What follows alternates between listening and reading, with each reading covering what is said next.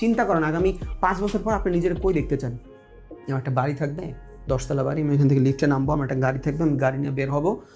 ভাবেন এগুলা, ভিজুয়ালাইজেশন করেন, দেন খাটানো শুরু করেন। আপনারা ভাবতে যদি না পারেন আপনি করতে পারবেন না। আমরা বলি না যে কোনো জিনিস আগে আমাদের মাইন্ড থেকে অবজার্ভ করে তারপর আমরা ওইখানে যাই। ধরেন আপনি আজকে একটা জিনিস খাবেন, আপনার ব্রেন ভাবতেছে, তারপর আপনি যায় ওই রেস্টুরেন্টে জিনিসটা খাবেন। সো আগে আপনার ব্রেনের ভাবান ভাই, ব্রেন দেখতে শিখেন, না দেখলে কি পূরণ করবেন ভাই? ব্রেন দেখতে শিখেন, ভাবেন না একটু বড়। আমার সাথে পোলাপান যাদের সাথে আমি জব করছি ওরা যদি বলে, বলে তোর ইনকাম কত, বলি মোটামুটি চলতেছে, মাসে কত কামাস, এই হয় আর কি মোটামুটি আলহামদুলিল্লাহ। কয় ও তুই তো এখন মোটামুটি ভালোই কামাস, 20-30 হাজার টাকা। চিন্তা করেন 20-30 হাজার টাকা ওদের কাছে ভালো, ওর মেন্টালিটি তো চিপ।